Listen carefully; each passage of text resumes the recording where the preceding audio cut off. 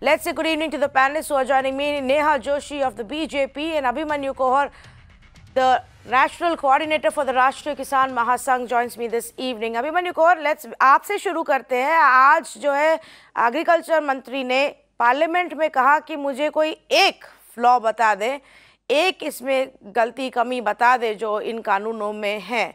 तो अगर ये सवाल आज पूछा जा रहा है तो इतने दिनों इतनी बार जब आप लोग से मिले और बातचीत हुई तो उसमें क्या डिस्कशन हुआ? देखिए तन्वी जी, 3 दिसंबर को जो बैठक हुई थी उस बैठक में हमने सेक्शन वाइज पॉइंट वाइज माननीय कृषि मंत्री जी, अन्य अधिकारीगण और अन्य मंत्रीगण को बताया था. और उस दिन ना तो मंत्री कोई जवाब दे पाए थे ना ही अधिकारी कोई जवाब दे पाए थे. उसके बाद सरकार ने नैरेटिव चेंज किया और सरकार ने ये कहा था कि वो संशोधन करने के लिए तैयार है. उससे पहले तो सरकार सिर्फ ये कह रही थी कि किसानों को भरमाया गया है, किसानों को गुमराह किया गया है. तो 2-3 मोटे जो इश्यूज है सेक्शन वाइज वो मैं आपके चैनल पर बता देता हूँ. देखिए सबसे पहली बात यह है कि जो प्राइवेट मंडी का जो कंसेप्ट है, जो पहले कानून में जिसको स्वीकृति दी गई है, जिसको छूट दी गई है प्राइवेट मंडी खोलने की, हमें एक चीज समझनी चाहिए. इन नीतियों को बोला जाता है मुक्त बाजार नीतियां. ये नीतियां 2-3 दशक पहले अमेरिका, ब्रिटेन, यूरोप और कनाडा, अन्य वेस्टर्न कंट्रीज में आई थी. वहां की आज के दिन क्या सिचुएशन है?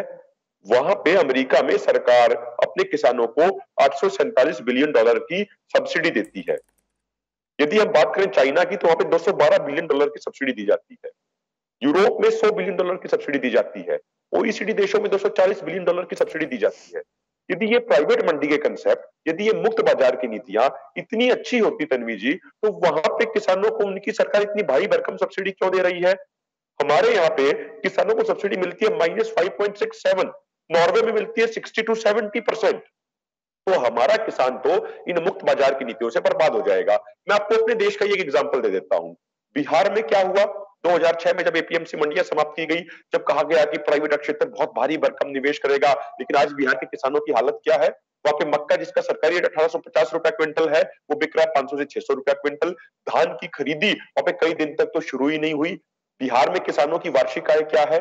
तो हमारा ये कहना है कि बहुत सारे प्रयोग पहले जो अन्य वेस्टर्न कंट्रीज में हुए उनके परिणाम किसान विरोधी रहे हैं. और हमें ये भी ध्यान रखना चाहिए, मैं 1-2 पॉइंट आपको और गिनवाता हूं.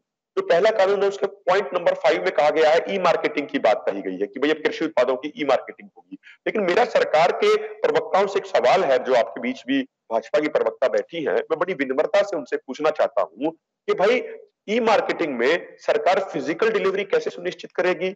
रबड़ के किसानों में जो ई मार्केटिंग की गई उससे तो किसानों को नुकसान हुआ. जो चाय के किसानों के केस में ई मार्केटिंग की गई वहां पे किसानों को नुकसान हुआ.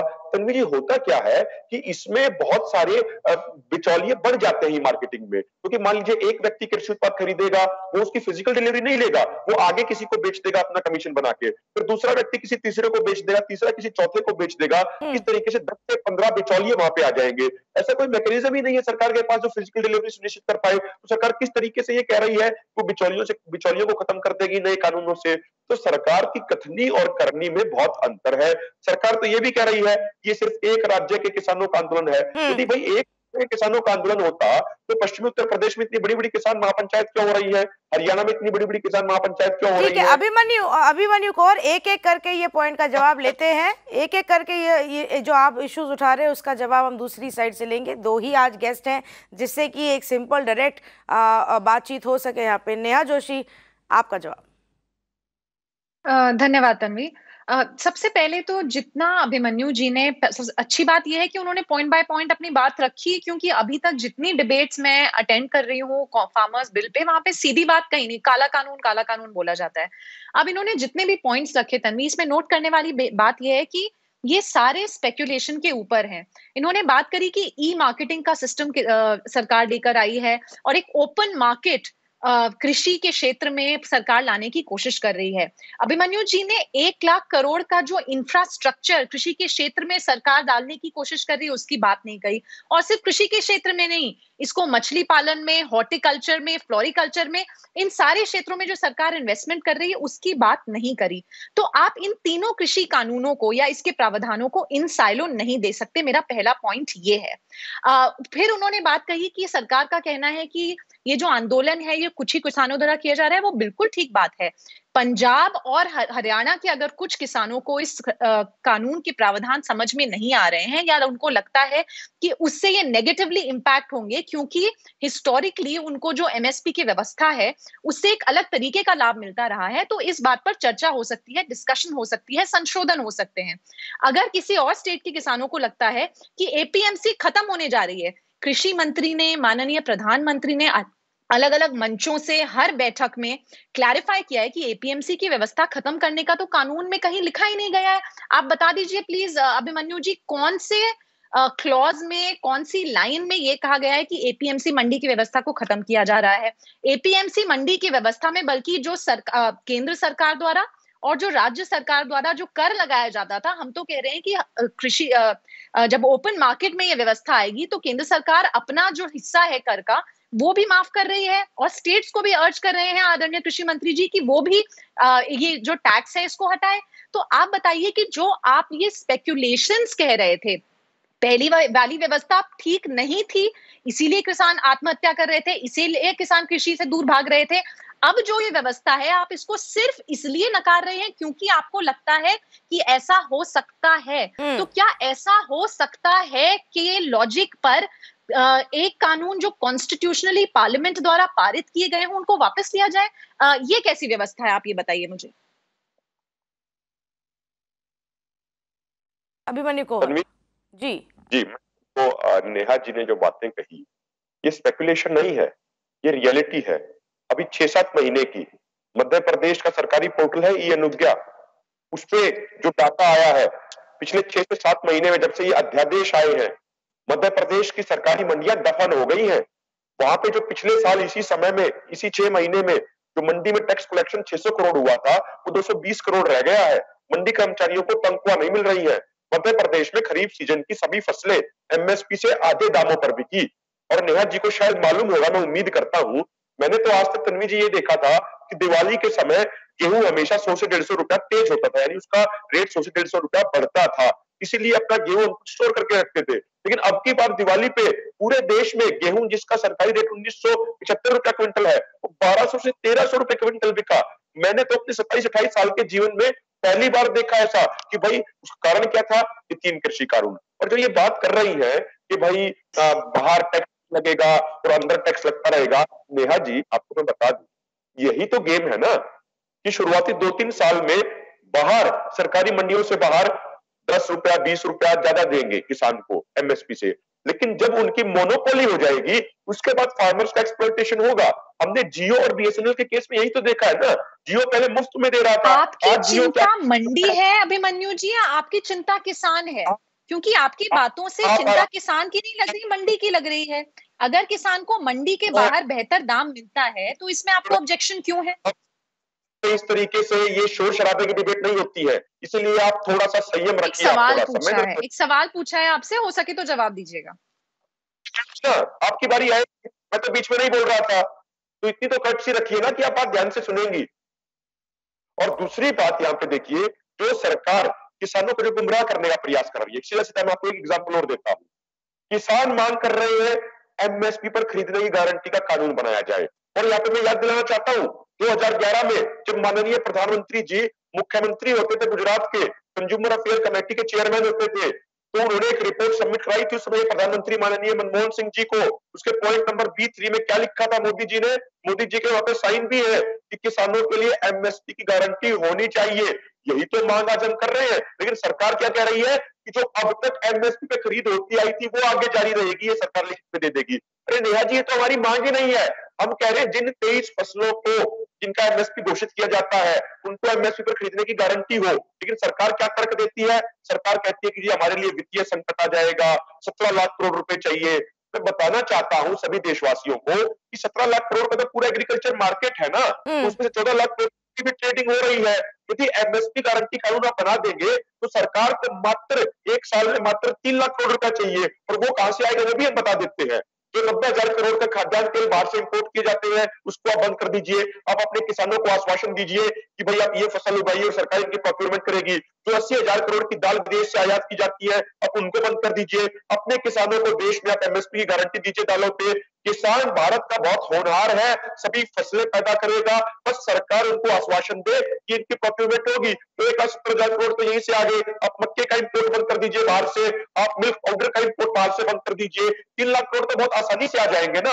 और अंत में मैं कहना चाहता हूं तन्वी जी, हमें ध्यान रखना चाहिए ये बात कि आज किसानों और सरकार के बीच में जो अविश्वास का संकट है, इसके लिए कोई और नहीं कि स्वयं राजनीतिक पार्टियां, तो सभी राजनीतिक पार्टियों की बात कर रहा हूं, ये सारी राजनीतिक पार्टियां जिम्मेदार है, क्योंकि इन्होंने किसानों को इतनी बार छला, इतनी बार ठगा है, इतनी बार किसानों को धोखा दिया है कि आज के दिन किसान इन राजनेताओं की बातों पर विश्वास करने को तैयार करता ही नहीं। ठीक है, तो मुझे दो चीजों पे फोकस करना है। नेहा, आपके आते हैं उस जवाब के लिए। दो चीजें, एक तो जो एमएसपी की बात हो रही है, एक एग्जाम्पल कोहर ने आपको दिया कि पहले जब मोदी जी ने जो वादे किए थे उस समय जो एमएसपी की बात की थी और चिट्ठी मनमोहन जी को लिखी थी, उसका क्या। नॉट ओनली दैट, मैं उस पर ऐड करती हूँ 2013 में 2014 में इलेक्शंस के पहले भी आपने प्रोमिसेस किए थे कि एमएसपी को किस लेवल तक बढ़ाया जाएगा।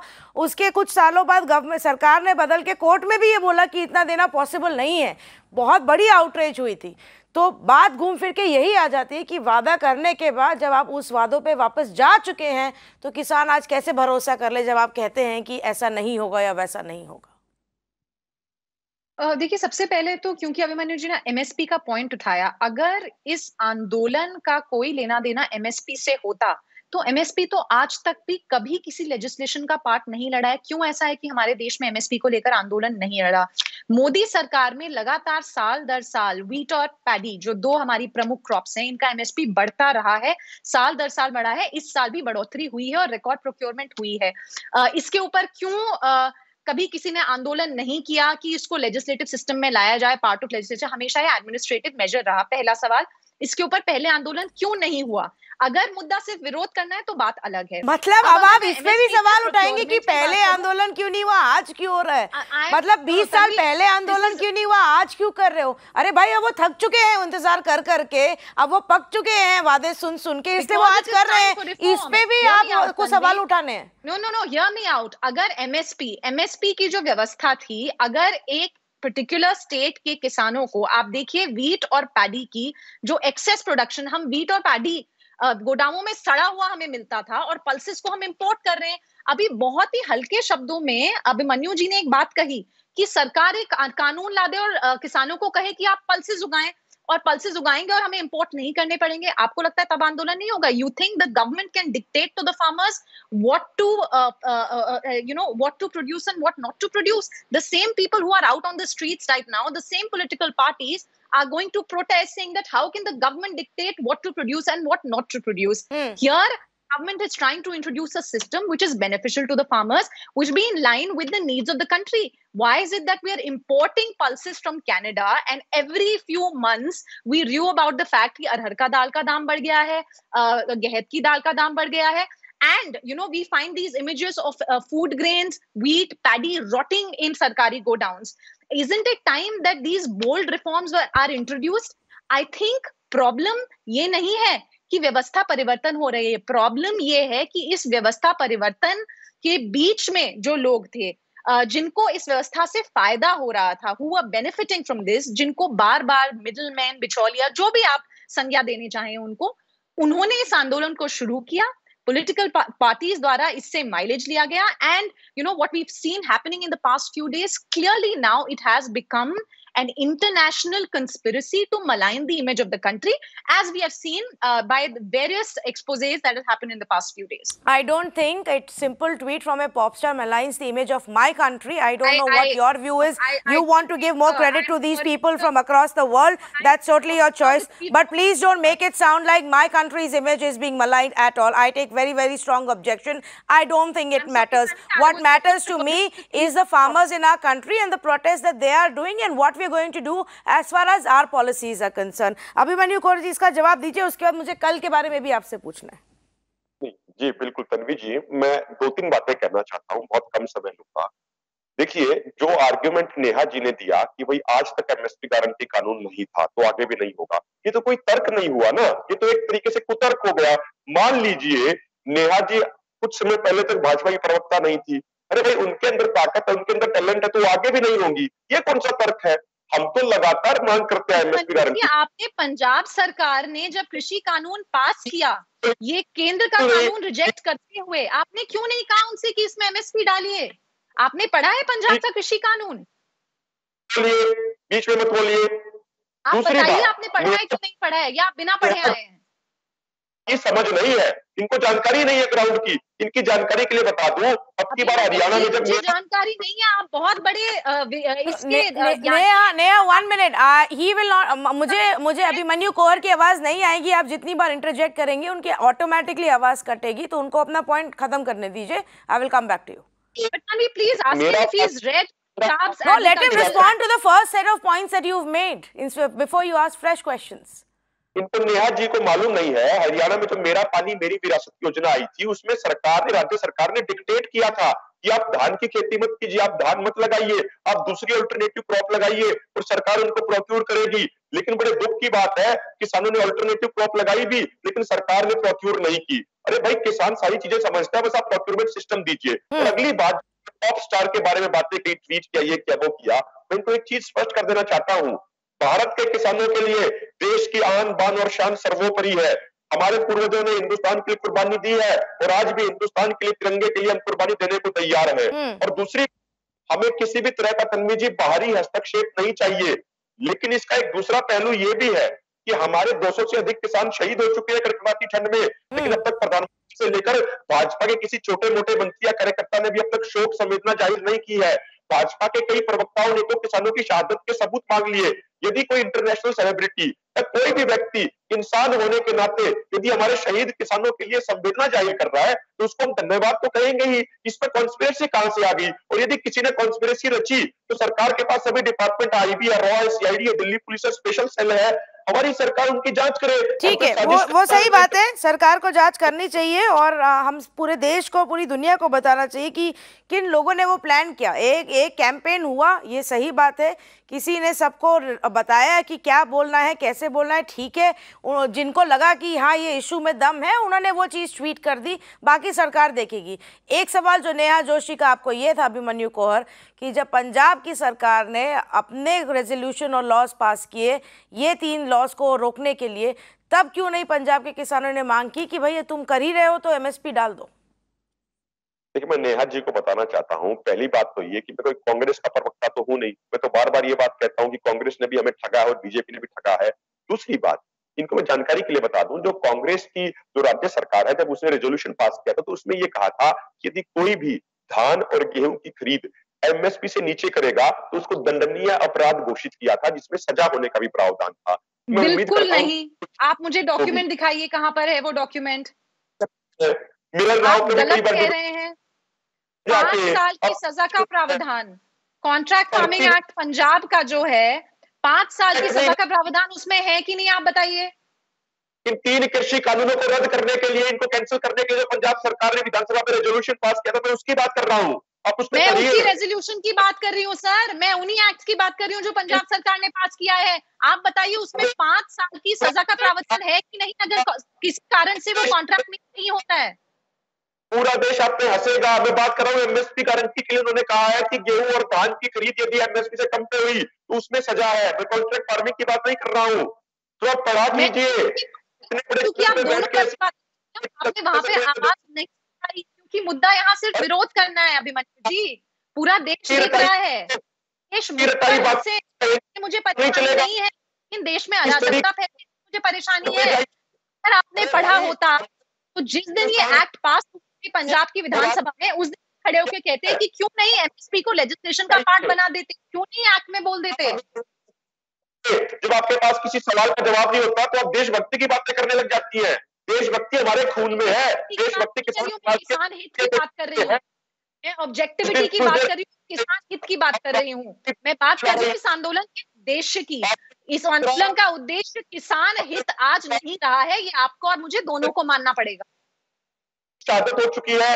जब पाकिस्तान के पूर्व प्रधानमंत्री नवाज शरीफ की मां मरती है तो हमारे प्रधानमंत्री शोक संवेदना जाहिर करने के लिए चिट्ठी लिखते हैं। लेकिन हमारे किसान शहीद हो गए। को लाना चाहेंगे, पॉप स्टार को लाना चाहेंगे। ठीक है हमारा okay all right please. I think now we are going all over the place ये नहीं है डिबेट का मुद्दा और समय भी खत्म हो चुका है। Neha Joshi and Abhimanyu Kaur, thank you so much for joining us on this conversation.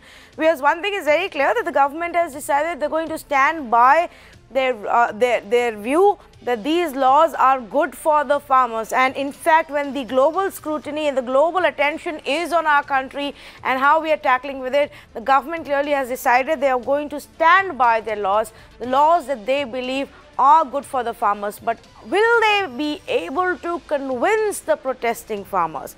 And will they be able to find another way to restart dialogue? Prime Minister Modi himself has said that the resolution is only via dialogue. That's the big question. When will dialogue resume? We will keep you posted on all the updates that happen tomorrow as the Chakka Jam is concerned between 12 noon and 3 p.m. on the state and national highways. The farmers have promised us that there will not be any inconvenience, the emergency essential services will not be stopped, and there will not be any kind of violence. It's going to be a peaceful protest. We'll report more tomorrow. Let's move on.